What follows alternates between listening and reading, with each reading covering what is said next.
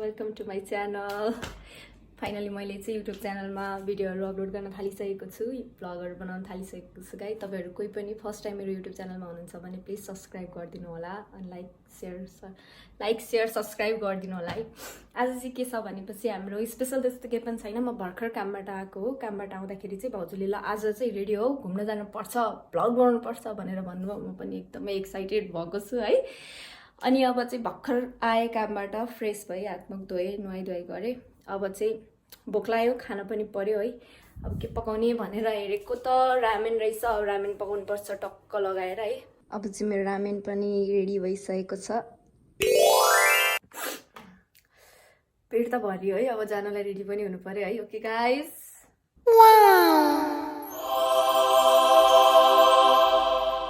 Okay म चाहिँ ready भइसकेँ। अब चाहिँ हामी हिँड्न लागेको, प्लिज हेर्दै गर्नु होला।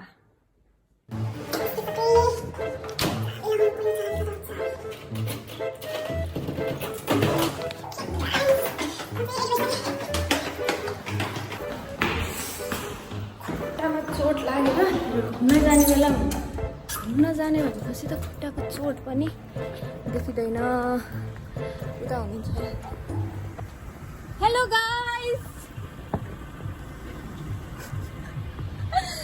हाई गर्दै हुनुहुन्छ, दाइ हुनुहुन्छ। दरवाजा खोलो।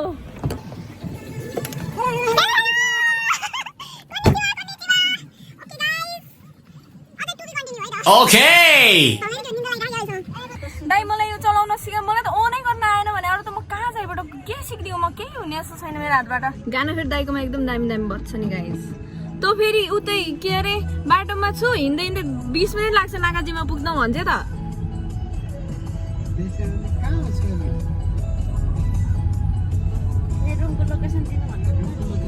है यो डन आयो है, यो डन आयो होइन। मलाई भिडियो बनाउनुपर्छ, युट्युबमा भिडियो हाल्नुपर्छ, भ्लग बनाउनुपर्छ भन्ने उहाँ मलाई एकदमै उत्साह के दिनुहुन्छ, के दिनुहुन्छ भाउजू भने आएन के त्यो वर्ड के हो, के त्यो वर्ड भन्नु त के हो। उहाँले मलाई एकदम प्रोत्साहन गर्नुहुन्थ्यो, प्रोत्साहन गर्नुहुन्थ्यो उहाँले मलाई। हेर पैसा त युट्युब च्यानलमा भिडियो बना, म तेरो भ्लग हेर्छु, तेरो भ्लग हेर्छु, सब्स्क्राइब गर्छु, भ्लग हेर्छु भनेर भने तिनीहरू म उनले हेर्छु कि हेर्दिनँ है। अब चाहिँ हामी हाम्रो डेस्टिनेसनमा पुग्दैछौँ गाइस। एकदमै रमाइलो ठाउँ छ। कस्तो नेपालवाला भाइस दिइरहेको छ क्या कतै कतै त। हामी ओर्लेगा कुछ नै बोलेगा भन्दै हुनुहुन्छ है। ओ माई गॉड, हामी चाहिँ पुगिसकेको छौँ है गाइस। तर यहाँ केही पनि छैन, यहाँ केही पनि छैन। No way. कोही नि हम जाएंगे जहाँ पर। दाइ म तपाईँको लागि खोलिदिन्छु ल ढोका, प्लिज। दाइको लागि मैले ढोका खोलिदिएँ, प्लिज।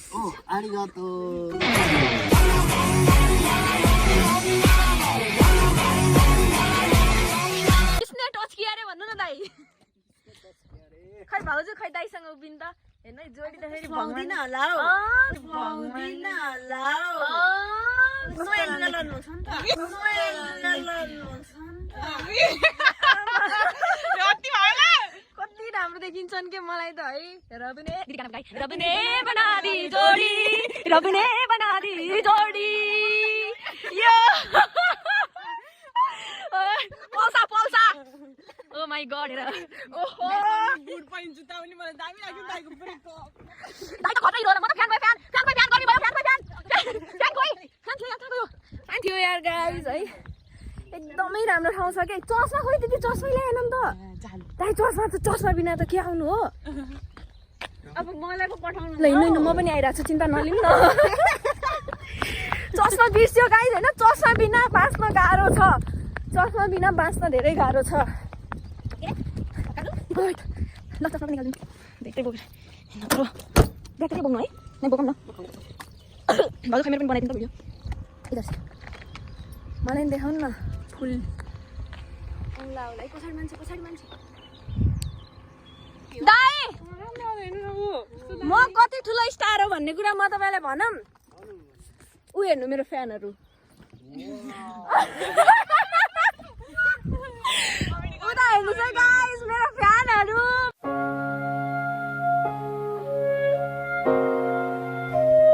कस्तो सुन्दर ठाउँ छ कि। ओ माई गॉड हेर्नु त।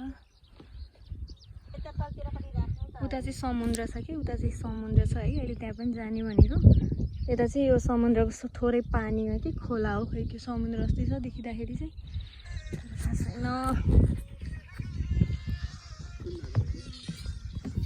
यता चाहिँ दाइहरूले त्यो क्यामेराहरू मिलाउने यताउता काम गर्दै हुनुहुन्थ्यो है अनि हामीहरू चाहिँ एकदम इन्जोय गरिरहेको थियौँ त्यति बेला नै जापानिजहरू आएको कि त्यहाँ चाहिँ अनि जापानिजहरू पनि नाचे यस्तो रमाइलो भयो त्यो अहिले एकदमै ट्रेनिङमा छ नि त्यो काभ्रेली सम्धी भन्ने त्यसमा चाहिँ हामीहरू नाचेका थियौँ कि यस्तो रमाइलो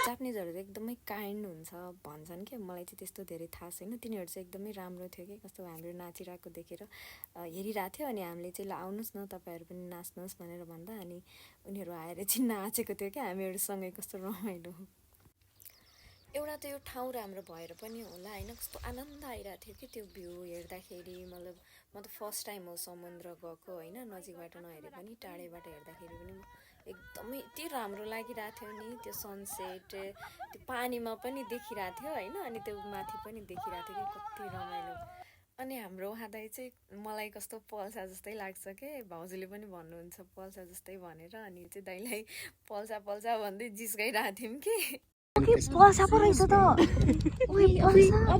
प्लिज अटोग्राफ प्लिज अटोग्राफ दिनुहोस् न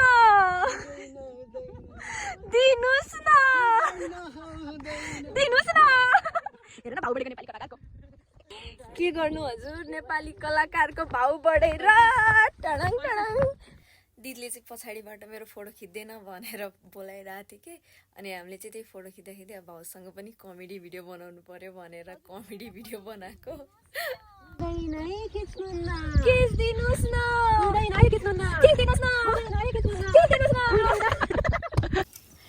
त्यसपछि हामीहरू चाहिँ अलिअलि टिकटक भिडियो बनाउन लाग्यौँ स्लो मोसन भिडियोहरू बनाउन लाग्यौँ कस्तो राम्रो भ्यू थियो है मलाई त सेम हिरोइन जस्तै लागिरहेको थियो म त हो नै हिरोइन मेरो लागि त होइन मलाई त म भन्दा राम्रो अरू कोही पनि लाग्दैन म त यता कुदेको कुदै उता कुदेको कुदै यस्तो राम्रो राम्रो भिडियो फोटोहरू आइरहेको थियो नि त यता कुदेर बनाएको छ उता कुदेर बनाएको छ यस्तो राम्रो आएको यार दिदी त्यति भ्यू उता फेरि समुद्र छ कि उता समुद्र चाहिँ झन् समुद्रमा ठोकिएर आइरहेको छ कि उचालो कस्तो राम्रो देखिरहेको छ मलाई माया पर्छ यो भ्यूसँग माया पर्छ यस्तो राम्रो ठाउँ त्यो हाम्रो होइन है दिदी नउठाउनु ल दाइ भाउजू हराए सूचना अब चाहिँ घरतिर लाग्न पर्यो किनकि रात पर्न थालिसकेको थियो नि त 7:30 हो कि कति बजिसकेको थियो अब त घर जान पर्यो भनेर हामीहरू चाहिँ घर जाने तर्खरमा लागिरहेको थियौँ तर फेरि टिकटक भिडियो त बनाउनै बाँकी छ टिकटक भिडियो नबनाइ आउने त कुरै भएन अनि फेरि हामीले यति धेरै टिकटक भिडियो बनायौँ नाच्यौँ त्यहाँ जापानिजहरू चाहिँ दिउँसो भन्दा पनि अहिले यो समयमा चाहिँ धेरै आउँदो रहेछ के सब वरिपरिबाट हेरिरहेको थियो है हामीहरू भने यस्तो नाचेका नाचे तिनीहरूले साँच्चै सोचिल नेपालीहरू त खत्रै हो भनेर